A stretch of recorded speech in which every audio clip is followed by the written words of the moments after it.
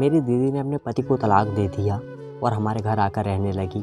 एक दिन उन्हें तेज़ बुखार आ गया और चक्कर भी आने लगी। तभी हम उन्हें डॉक्टर के पास लेकर गए। वहाँ जाकर हमें पता चला कि मेरी दीदी प्रेग्नेंट है। वो तो पिछले 1 साल से हमारे साथ ही रह रही थी, तो प्रेग्नेंट कैसे हो गई?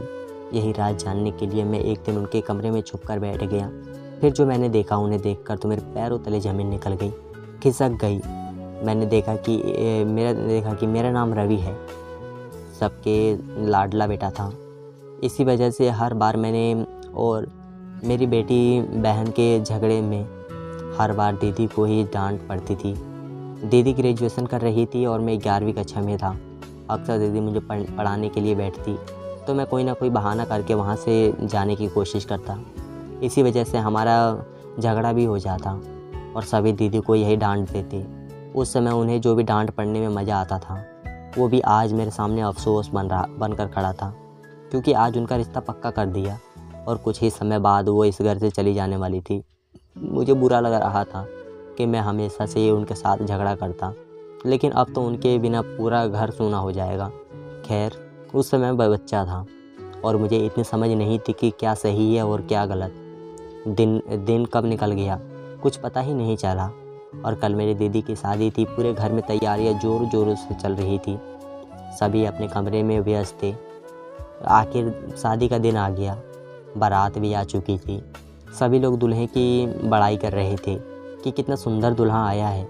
मैं भी खुश था कि मेरी बहन एक सुंदर लड़की है और उसे सुंदर सी जीवन साथी मिल रहा है। लेकिन मेरा मन में एक और बात थी, और वो थी जो भाइयों के मन में होती है कि सुंदरता उतनी मायने नहीं रखती जितना अच्छा व्यवहार मायने रखता है। मेरी बहन बहुत सीधी और सरल स्वभाव की थी, इसलिए ये ही उपेक्षा और मैं अपने जीजू से कर रहा था कि वो मेरी दीदी को कभी दुखी ना रखेंगे। तभी पापा आकर मुझे यह सोच के बाहर निकालने हुए कहते हैं कि रवि, यहीं खड़े रहोगे क्या? अरे भाई, बारात आ चुकी है, बारातियों का वेलकम करो जाकर। मैं बारात की तरफ गया और सभी बारातियों का हाथ जोड़कर स्वागत किया। सभी लोग बहुत खुश थे और इसी खुशी के साथ मेरी दीदी की बड़ी धूमधाम से शादी संपन्न हुई। अब विदाई की घड़ी आ चुकी थी। सबके चेहरे उतरे हुए थे। आखिर हो ही क्यों ना, जब घर की बेटी विदा होती है तो हर किसी को रोना आ जाता है। मेरे सामने तो हमारा पूरा बचपन आ खड़ा था। बड़ी ही मुश्किल की बात खुद को संभाल पाया और दीदी की विदाई की। अब सभी मेहमान भी चले गए थे और सामान वगैरह समेटकर सभी आराम से चले गए। इतने दिनों में शादी की भागदौड़ ने सबको धक्का दे दिया था। कुछ दिन ही ऐसे निकले। आज दीदी और जीजू घर पर आ रहे थे। माँ सुबह से रसोई घर में पकवान बनाने लगी थी, क्योंकि शादी के बाद पहली रात दामाद घर पर आए थे। सब लोगों ने उनका स्वागत किया और बड़े ही प्यार से उनके आवभगत की। आज पड़ोस की भी औरतें घर पर आई थी, क्योंकि शादी के बाद दीदी पहली रात घर पर आई थी। तो यह सब देखने आई कि कोई कैसे रह सकती है। आज इस ससुराल के बारे में भी पूछना था।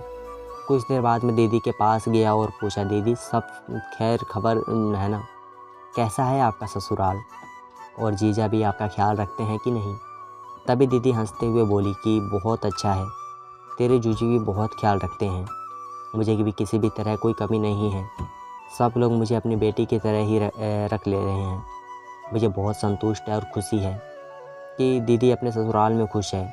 आखिर मैं यही चाहता था, क्योंकि मेरे मन में भी अभी भी अफसोस चल रहा था कि मैं अपना पूरा बचपन और जवानी दीदी के साथ झगड़ा करने में गुजार दी थी।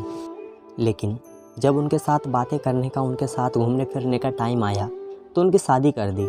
अब उनको ससुराल में किसी भी तरह की कोई दिक्कत नहीं होनी चाहिए। सही सोचते हुए बहुत खुशी महसूस हुई कि उन्हें जैसा सोचा था वैसा ही घर मिला चुका था। खैर, कुछ देर बाद बातें करने शुरू के बाद खाना वगैरह खाकर सब लोग चले गए, क्योंकि जीजू को कोई काम था, इसलिए वह ज़्यादा देर नहीं रुक पाए। कुछ दिन ऐसे ही हंसी खुशी निकल गए। एक दिन मेरे पास मेरे दोस्त का फ़ोन आया कि हमारे दूसरे शहर में एक बड़ी अच्छी कंपनी खुली है और उसमें मुझे जॉब लेटर आया है, और अगर तुम्हें भी जॉब करनी है तो तुम अपना इंटरव्यू देकर आ सकते हो। मैंने अपने पापा से बात की और दूसरे दिन इंटरव्यू के लिए चला गया। मेरी किस्मत ने साथ दिया और मैंने इंटरव्यू में पास हो गया। वहाँ पर मुझे बहुत ही अच्छी पोस्ट पर जॉब मिल चुकी थी। अच्छी कंपनी होने के साथ साथ सैलरी भी अच्छी थी। मैं दिन रात मेहनत करने लगा और कंपनी में अच्छे से पैसे कमाने लगा। मैंने कमाते देख पापा और माँ दोनों ही बहुत खुश थे। जब दीदी को भी यह बात पता चली तो वह मुझे बधाई देते हुए कहने लगी कि क्यों रे बेटे, तू कब से इतना बड़ा हो गया कि कमाने लग गया है। खैर बहुत अच्छा हुआ कि तू कमाने लग गया है।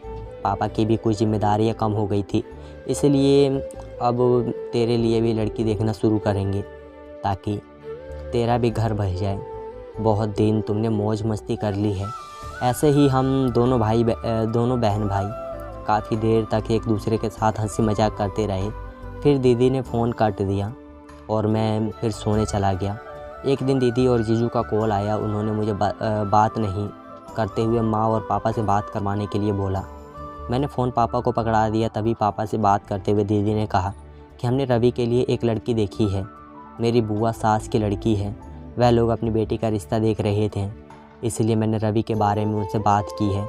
उन्होंने कहा कि ठीक है, अगर तुम्हारे जैसा ही बिल्कुल भाई है तो हमें रिश्ता करने के लिए कोई हर्ज नहीं है। इसलिए वह कल रवि को देखने आ रहे हैं। तभी पापा कहने लगे कि बेटा लड़की भी जांच पड़ताल ही ना तूने कर ली ना तूने, क्या हमारे ख़ानदान के जैसा ही मेल खाने वाली है।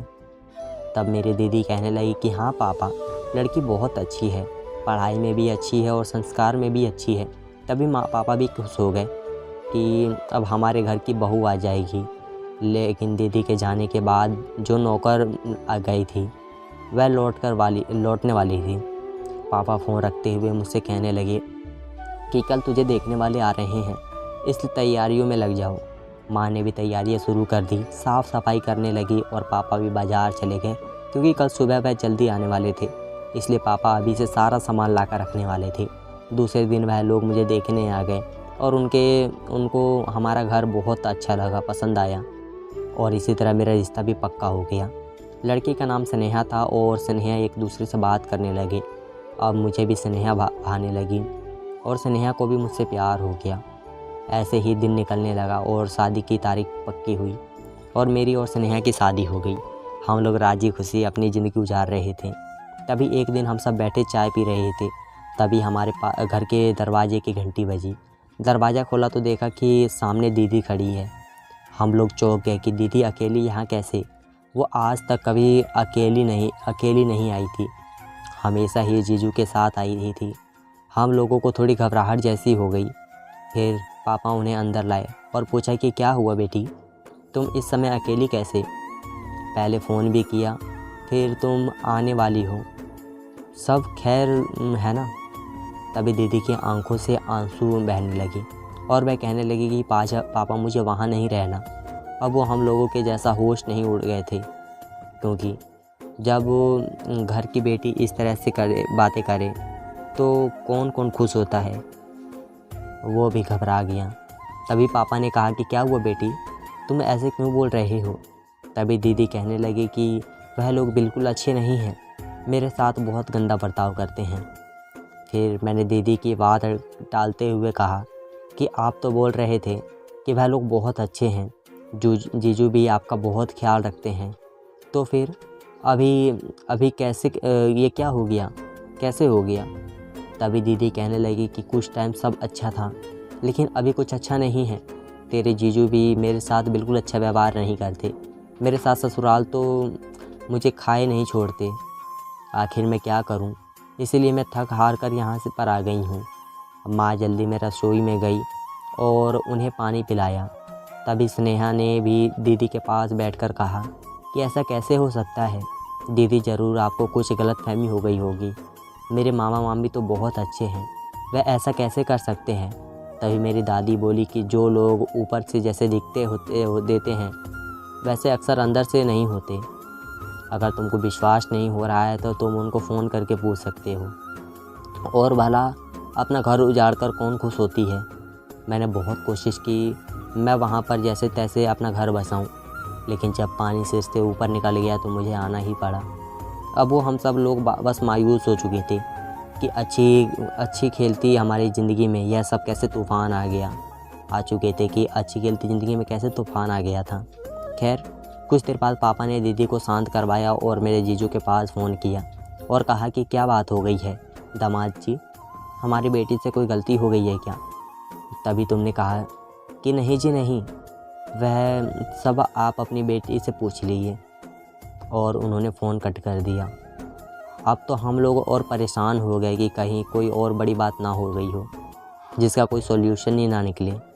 अब हम लोगों ने दीदी से बहुत बार पूछने की कोशिश की, लेकिन दीदी बस रोए जा रही थी और इतना कहे जा रही थी कि मुझे वहाँ दोबारा वापस नहीं जाना है। मुझे तो अब दीदी की टेंशन के साथ साथ स्नेहा की भी फिक्र होने लगी थी, क्योंकि वह दीदी के ससुराल वालों के लिंक से ही थी। मुझे पूरा डर लग रहा था कि कहीं स्नेहा को भी वह लोग यहाँ ना लेकर चले आएँ। मैंने स्नेहा को अपने घर में बुलाया और कहा कि स्नेहा, ज़रा तुम अपने माता पिता से बात करो और उनसे पूछो कि क्या बात हो गई है जिसने दीदी इतनी परेशान होकर यहाँ आ गई है। अगर दीदी की गलती हुई तो हम दीदी को समझाएंगे। फिर स्नेहा ने अपने माता पिता को कॉल किया। उन्होंने माता पिता से कहा कि पता नहीं इन लोगों को क्या बात हो गई है, हम लोग तो बिल्कुल वाकिफ़ नहीं हैं। हम लोगों ने भी काफ़ी प्रयत्न किया उन लोगों से पूछने का, लेकिन उन लोगों ने कुछ नहीं बताया। इतना बोला कि उनकी भी गलती है। अब तो हम लोगों के ऊपर बहुत बड़ा दुखों का पहाड़ टूट पड़ा था। खैर हम लोगों ने दीदी को घर में ही रहने दिया था और दीदी के ससुराल से भी ना कोई फ़ोन आया और ना कोई मैसेज आया। दीदी का भी कोई फ़ोन कॉल नहीं आया। उन्होंने भी शायद दीदी से रिश्ता तोड़ लिया था। अब बात तलाक तक पहुंच चुकी थी। एक दिन सब लोग बैठे थे तो दीदी ने पापा से कहा कि मुझे तलाक चाहिए। सब लोगों को एकदम से भौचक्का सा लगा कि तलाक, इतनी छोटी लड़की पर कौन तलाक देता है। अगर कोई बात हो गई है तो पहले बैठकर सरमाइश कर जाएं। अगर फिर भी बात ना बने तो तलाक तक बात जाती है। पापा कहने लगे कि मैं खुद जाऊंगा तुम्हारे ससुराल और तुम्हारे सास ससुर से बात करूंगा, तो लोगों ने पूछूंगा कि आखिर मसला क्या है, आप लोगों इतनी जल्दी इतना बड़ा फ़ैसला क्यों ले रहे हैं। तभी मेरी दीदी कहने लगी कि उन लोगों का कोई है फ़ैसला, मेरा और अनिल का है। खैर दीदी को हमने बहुत समझाने की कोशिश की कि आप अपना घर बर्बाद मत कीजिए। तभी कुछ देर बाद वकील को लेकर जीजू भी आ गए और दोनों ने तलाक के कागजात पर साइन कर दिया। हम लोगों को बहुत दुख हुआ कि बसा बसाया घर उजड़ चुका था। आज किसी ने घर पर खाना नहीं खाया क्योंकि इतनी बड़ी परेशानी जो कि हो गई थी। तभी दीदी ने सब लोगों से कहा कि आप लोगों मेरी वजह से दुखी मत हो। मैं उस घर में खुश नहीं थी। मैं बहुत प्रयत्न किया लेकिन कोई बात नहीं बनी तो मैं तलाक दे दिया। क्या आप लोग नहीं चाहते कि अपनी बेटी खुशी से रहे? तभी माँ ने दीदी के सर पर हाथ फेरते हुए कहा कि बेटा, हमने तो हमेशा से ही तुम्हारी खुशी चाही थी। अगर तुम्हें लगता है कि तुम उनके साथ खुश नहीं हो तो यह तुम्हारा फैसला है। खैर हम लोगों ने भी यह स्वीकार कर लिया। अब तो हम पहले जैसा होने लगे थे। खैर दुख तो होता है कि दीदी घर पर बैठी है, लेकिन फिर आखिर करते भी क्या। पापा ने भी बोल दिया कि कुछ साल रुक जाते हैं, उसके बाद दीदी की दूसरी शादी कर देंगे। लेकिन इसी बीच एक खुशी की बात यह थी कि स्नेहा के परिवार वालों ने कोई मसला नहीं किया। उन लोगों ने स्नेहा को ले जाने के बाद बात नहीं की। खैर जैसे तैसे काफ़ी दिन निकला। अब दीदी का तलाक हुए 1 साल हो चुका था। जो दिन बाद एक लोग जैसे चाय पी रहे थे, तभी दीदी अपना उतरा हुआ मुंह लेकर वहाँ आई। उन लोगों ने पूछा क्या हुआ दीदी, ये खबर है ना? तभी दीदी ने कहा यह सब कुछ ठीक है, कुछ नहीं हुआ। लेकिन फिर जैसे ही स्नेहा ने दीदी को हाथ लगा कर देखा तो कहा दीदी को तो बहुत तेज़ बुखार है। लेकिन इसी बीच एक खुशी की बात यह थी, दीदी को तो बहुत तेज़ बुखार आ रहा है। हम लोग घबरा गए। हमने कहा चलो हम डॉक्टर को दिखाते हैं। तभी दीदी ने कहा नहीं, डॉक्टर को दिखाने जैसी कोई बात नहीं है, मैं ठीक हूँ। दीदी ने कुछ दवाई ले ली लेकिन उससे कोई फ़ायदा नहीं हुआ। दीदी को चक्कर आने शुरू हो गए थे। हम लोग दीदी को लेकर हॉस्पिटल गए, वहाँ जाकर रिपोर्ट वगैरह करवाई। लेकिन जब रिपोर्ट आई तो हम लोगों के पैर तले ज़मीन निकल गई थी। रिपोर्ट में लिखा था कि दीदी प्रेग्नेंट थी। दीदी को तलाक हुए 1 साल हो चुका था। 1 साल में वह हमारे घर में ही रहती थी, तो फिर वह प्रेग्नेंट कैसे हो गई? सब लोगों को बहुत अचंभा हुआ। हम दीदी से पूछते कि आखिर बात क्या है, तो दीदी बिना कुछ बताए अपने कमरे में चली जाती। हमने बहुत बार पूछा दीदी ने हर बात यही प्रतिक्रिया दी। एक दिन फिर यह सब कुछ जानने के लिए दीदी के कमरे में छुप कर बैठने का प्लान बनाया और दूसरे दिन रात को उनके कमरे में छुप कर बैठ गया। यह बात मैंने स्नेहा को भी बताई थी। कुछ देर बाद जब दीदी कमरे में आ गई तो मैंने देखा कि दीदी ने अपने कमरे में एक खिड़की खोली और उसमें से जीजू को अंदर ले आए। मैं जीजू को देखकर चौंक गया कि उन लोगों का ये तलाक हो चुका था, लेकिन फिर यह सब कैसे? तभी जीजू दीदी के पास आ गए और उन्हें गले लगा लिया। अब तो मुझे रुका नहीं गया और मैं बाहर निकल गया। मुझे देखकर वह दोनों घबरा गए। मैंने पूछा, यह सब क्या चल रहा है? आप लोगों को साथ में ही रहना था, तो यह छुप कर रहने की क्या ज़रूरत है? आखिर आप दोनों पत्नी पत्नी हो। तभी दीदी ने कहा कि हम तुम्हें सारी बात बताएंगे, पहले तुम शांत हो। फिर मैंने यह लोगों को इकट्ठा कर लिया। वहाँ पर सब लोग आ गए और वैसे माँ पापा भी जिद्दी से नाराज़ थे, लेकिन क्योंकि उन लोगों को जब से दीदी के प्रेग्नेंट होने की खबर पता चली थी, तब से दीदी के साथ उन्होंने बातचीत करना बंद कर दी थी। लेकिन उन लोगों को भी ऐसे ही लग रहा था कि दीदी ने भी कुछ गलती किया है, इसी वजह से प्रेग्नेंट हुई है। अब वह दीदी से नफ़रत करने लगे थे। लेकिन जब वो कमरे में आए तो जीजू को वहाँ देखा तो कहा कि यह आदमी यहाँ क्या कर रहा है? तभी दीदी ने आंखों में आंसू आ गए। दीदी कहने लगे कि दरअसल मेरे सास ससुर मेरे को बहुत तंग करते हैं, इसमें अनिल का कोई कसूर नहीं था। आखिर वह करते भी तो क्या करते? इसलिए हम लोगों ने प्लान बनाया कि हम तलाक का नाटक करते हैं, जिसकी वजह से मेरे सास ससुर को मेरी कमी महसूस हो और वह सुधर जाए। हम लोग प्लान मुताबिक ही करने लगे और अनिल रोज़ मुझसे मिलने रात को आते थे। तभी पापा ने कहा कि यह बात तुम हम लोगों को क्यों नहीं बता सकती थी, हम लोगों को क्यों नहीं बताया? तभी दीदी कहने लगी कि अगर मैं आप लोगों को बता देती तो किसी तरह यह बात उन तक भी पहुंच जाती। मैं नहीं चाहती थी कि हमारे इस प्लानिंग पर यानी पानी फिर जाए। हम लोग इन्हें सबक सिखाना चाहते थे, उन्हें एहसास दिलाना चाहते थे कि एक बहू को ऐसे तंग करना क्या होता है। उन जब लोगों को मेरी सारी महसूस हुई तो वह तुरंत सुधर जाएंगे। दीदी कहने लगी कि अनिल ना मेरी तरफदारी कर सकते थे, ना मेरे सास ससुर की, इसलिए इस नाटक के द्वारा सब सही करने का सोचा। हम लोगों को यह सब कुछ समझ में आ चुका था। माँ पापा भी समझ एहसास हो गया था कि वह दीदी को गलत समझ रहे थे और मैंने भी सारी गलतफहमी को दूर हो गई थी। हम सब लोगों को यह जानकर बहुत खुशी हुई कि दीदी का घर टूटा नहीं था, बल्कि यह दोनों को अपने घर को जोड़ने की कोशिश कर रहे थे। और उन दोनों को एक साथ देखकर और उन दोनों का एक साथ प्यार देखकर हम लोगों को बहुत खुशी हुई। यह सब देखकर मैंने और स्नेहा ने भी एक दूसरे घर में वादा किया कि कभी भी कोई दिक्कत आई तो हम एक दूसरे के साथ देंगे और ऐसे ही प्यार से रहेंगे। दीदी के इस नाटक से हम लोगों को बहुत बड़ी सीख मिली थी कि रिश्ता ख़त्म होने के बजाय उसे सुधारने का प्रयास किया जाए तो हल निकल ही जाता है। शांति से किया गया काम हमेशा गुस्से पर भारी पड़ता है और टूटे रिश्ते को बचा लेता है। धन्यवाद दोस्तों। अच्छा सुनो, सब्सक्राइब करते वक्त ना घंटी बजा देना, ताकि जब मैं ऑनलाइन आऊँ तो तुम्हारे फोन की भी घंटी बजे।